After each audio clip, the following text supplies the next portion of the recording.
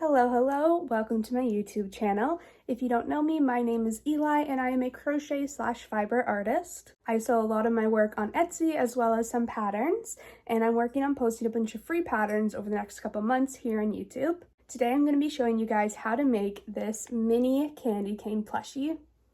If you'd like to make the jumbo version of this candy cane, the written pattern for the jumbo and the mini will be available on my Etsy on November 15th. So let's get into the tutorial. Starting with the materials, what you're going to need is a pair of scissors, a 4.5mm crochet hook, a tapestry needle, a stitch marker, and a bulky weight 6 yarn in 2 colors of your choice. I'll be using white and pink for this tutorial. For this tutorial, we are going to be alternating colors every 3 rows, and I'll be starting with pink. Alright, so we're going to start with making a magic ring. You can take your yarn and put the end of it in your left hand like this, hold it with your thumb, and then wrap the yarn around 2 of your fingers. So it's wrapped around on top. And then we're going to cross it over, make an X under our fingers, flip it over, and hold our yarn there. So we have an X under our fingers and 2 straight lines on top. So do that step again. We're holding the yarn, the end of our yarn in our left hand, bring it over the top of 2 fingers, make an X, and turn your fingers. You can leave this yarn loose. Then you're going to grab your hook, and you're going to start with putting your hook underneath that first loop. So underneath the first loop closest to your hook, then you're going to grab that yarn and pull it through and flip your hook over. So let me show that again. So you're going to go under the first loop closest to your hook and grab that yarn and flip your hook. Now I like to hold the end of my yarn with my pinky just to keep it a little tight, but you're going to grab your working yarn. Again, that's the yarn that's attached to our ball, not the end. You're going to grab that and pull it through the loop you made. So I let go of my working yarn. I can take my hand out of the loop, and now we have a magic ring with a chain 1. So when I pull the end of it, my magic ring is going to get tighter. All right, now that we have our magic ring, we're going to start by putting 6 single crochet into this ring. To make a single crochet, you're going to start by inserting your hook into the circle, and then you're going to grab some yarn and pull it through the circle. Then you're going to yarn over and pull it through both loops that are on your hook. Pull it through a little bit so it has some give, and there's your single crochet. I'm going to grab my stitch marker and put it in the top of this first one so that I don't lose place of where we started.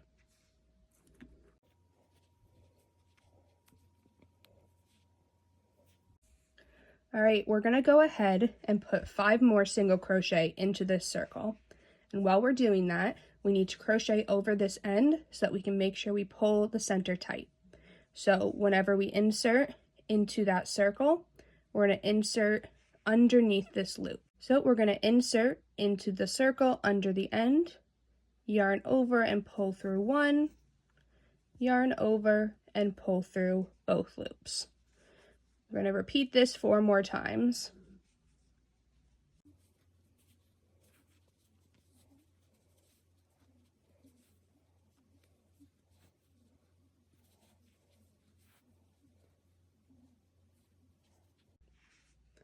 All right, I have 6 single crochet in our circle now, and we can pull this end to close up our circle. Just make sure you don't pull it too tight, because with this chenille yarn, it can snap very easily, and we don't want our end snapping off that short. So we'll pull it tight, and you can see we have 6 single crochet there and no hole in the middle. So that's the end of round 1. We are not going to be slip stitching in between rounds. We're going to be working in a continuous round the entire time, so your stitch marker is going to be very important. Remember, we are going to be changing colors every 3 rows. So we've done 1 row, we need to do 2 more rows in our pink color. Moving on to row 2, we're going to start with a single crochet in the first stitch. So I'm going to go in right where my stitch marker is, yarn over, pull through, yarn over, pull through both loops, and then I'm going to take off my stitch marker and move it up, as this is now the start of our new row.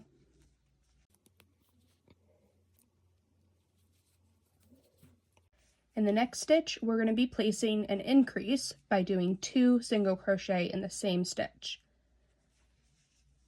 So 1 single crochet and 2 single crochet in the same stitch. We're going to repeat this pattern 2 more times to finish the row. So in the next stitch, we're going to place 1 single crochet and then an increase, so 2 single crochet,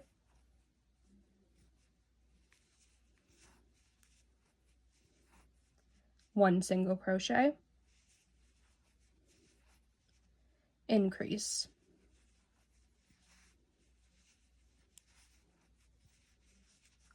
At the end of this round, you should have 9 stitches because we increased 3 times.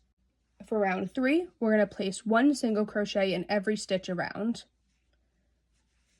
So I'll place the first one where my stitch marker is, and I'll move my stitch marker up, and then we'll place 8 more single crochet.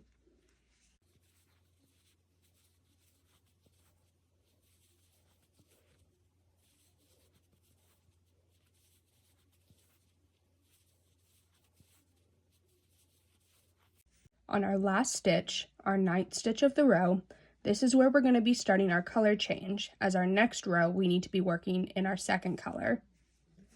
So we're going to start our last single crochet by inserting, yarning over, and pulling through, but instead of yarning over with our current color, we're going to grab our second color. So we're going to grab our second color, and we're going to yarn over by just placing it on our hook and pulling that through both of our loops. And now the top of our stitch is pink, but we're starting our next stitch with white. Now what I'm going to do to make sure that this color doesn't come out is I'm going to take the end of my second color and make a knot with it with my working yarn of my first color. I'm going to tie it not too tight for the first knot. I don't want to make this loop any tighter, but on the second knot, I will tie it just a bit tighter to make sure it doesn't come out. So now we have white on our hook and we can start working with our white. Since we're going to be doing color changes every 3 rows, we don't have to worry about cutting and tying on a new yarn every 3 rows. We'll leave our first color as is, just floating behind, and start working with our second color. For the next 12 rows, ending on row 15, we're going to place 9 single crochet in each stitch and continue to have 9 stitches each row. You'll need to make sure you're changing colors every 3 rows by stopping on the last stitch before your color change and yarning over with your new color. Let's do the next row together, and then I'll check in every 3 rows for each color change. So we're going to do a single crochet in our first stitch, take off our stitch marker and move it up, and then place 8 more single crochet. All right, repeat this row 2 more times, and I'll meet you on the last stitch to do our color change. All right, I'm at the last stitch of row 6, about to do my color change. So I'll start with going into my stitch, yarning under and pulling through. Then I'm going to drop my current color, and I'm going to pick up my second color, or I guess my first color, which has just been floating inside of our candy cane. And I'm going to yarn over with that one and pull through.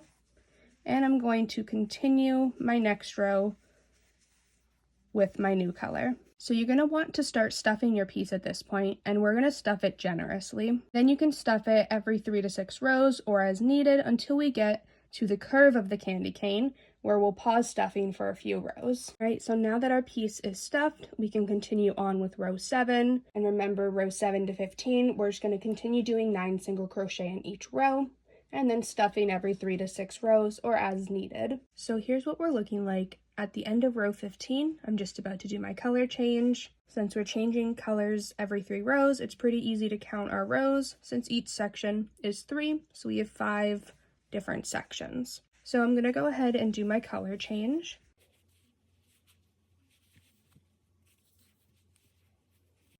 And that's the end of row 15. I'm going to take my stitch marker out to start our next row. Moving on to row 16, we're going to place a slip stitch in the next 2 stitches.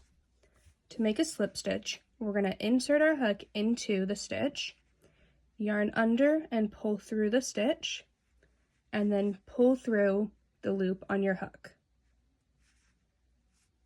Now you want to make sure that these stitches are loose because slip stitches can easily get very tight, and we're going to be building slip stitches on top of these slip stitches. So you need to make sure that they're loose. Now I'm going to go ahead and put my stitch marker back in. Especially with the slip stitches, it's very easy to lose your place. We're going to do a slip stitch in the next stitch, yarn under and pull through again.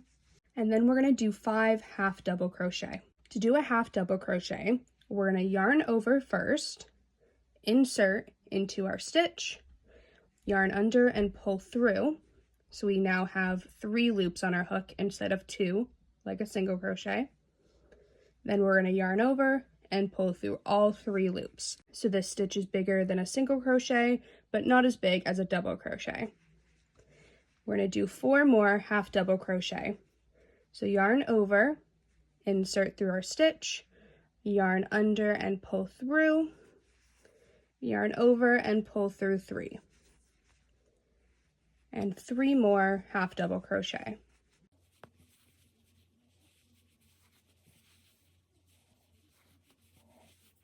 Now we're going to place a slip stitch in the next 2 stitches.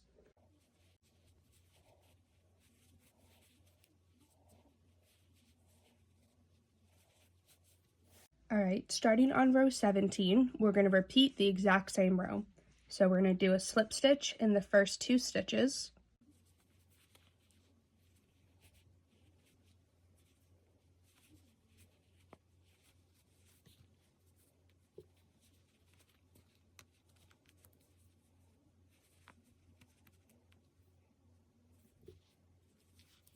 And then a half double crochet in the next 5 stitches.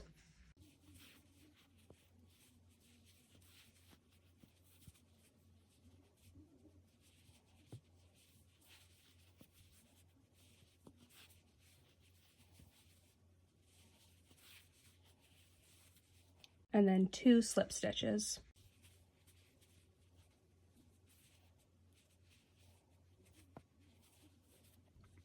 As we're working these rows with our slip stitches and our half double crochets, you should see your piece starting to curve. The half double crochets are going to form the top of the curve, and the slip stitches are going to pull it in underneath for the bottom of the curve. Moving on to row 18, this row is going to be 3 slip stitches, 5 half double crochet, 1 slip stitch. So we'll start the row with our first slip stitch, second slip stitch, and our third slip stitch, 5 half double crochet,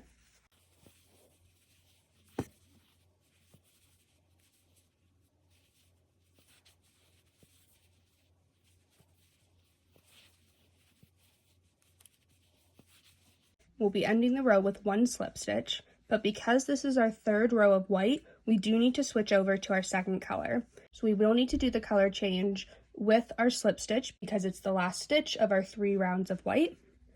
So I'm going to insert my hook into the stitch, and then I'm going to drop my white, pick up my pink, and then finish the stitch. The next row is going to be the same as the row we just did, 3 slip stitches, 5 half double crochet, 1 slip stitch. For rows 20 and 21, we're going to do 4 slip stitches and 5 half double crochet. Alright, so I'm just coming up to the end of row 21, and we're going to need to do our color change on our last stitch here. So I'm going to start off my half double crochet, and instead of yarning over with my pink, I'm going to drop my pink and pick up my white, and finish off that half double crochet. Rows 22 and 23, our pattern is going to be 1 half double crochet, 4 slip stitches, 4 half double crochet. All right, I just finished row 23. For rows 24 and 25, our pattern is going to be 2 half double crochet, 4 slip stitches, 3 half double crochet. But remember, we are starting our 3rd row of white, so after row 24, we will need to do a color change. Okay, I'm coming up to the end of row 24. So on my last stitch here, I'm going to do my color change.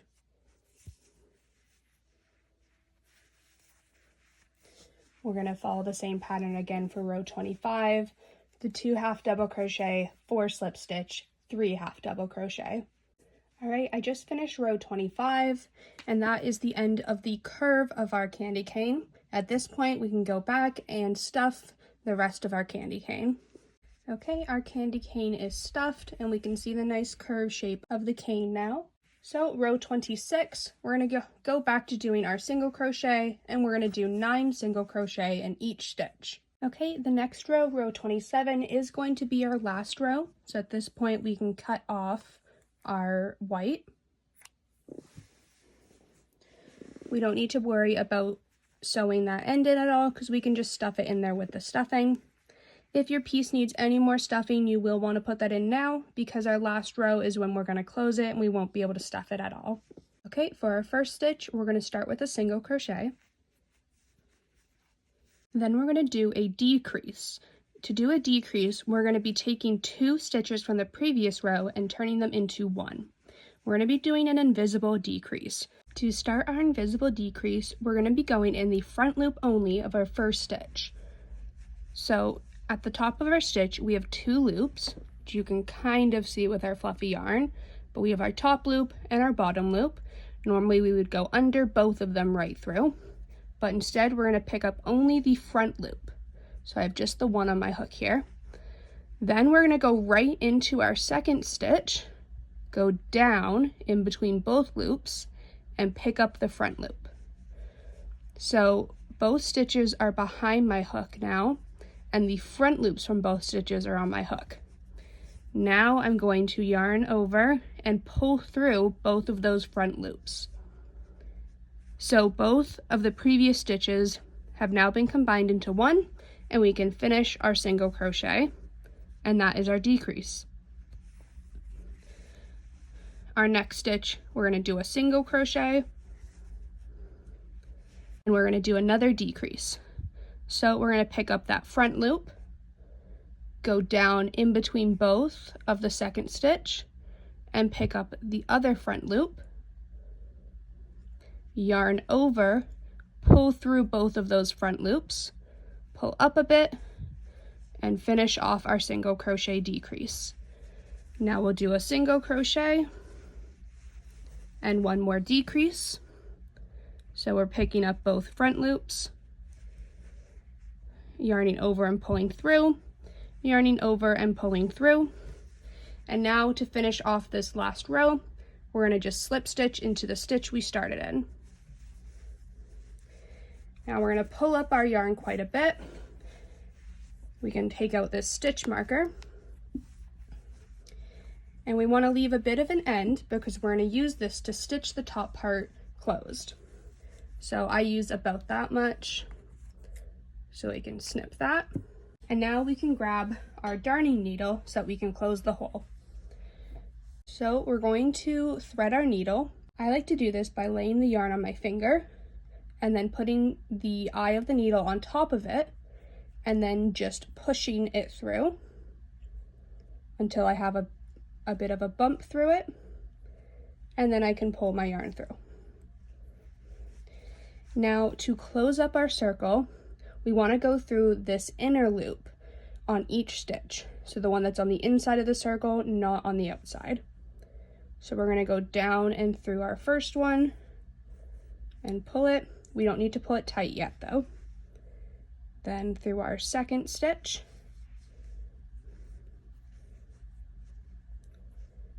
through our third stitch,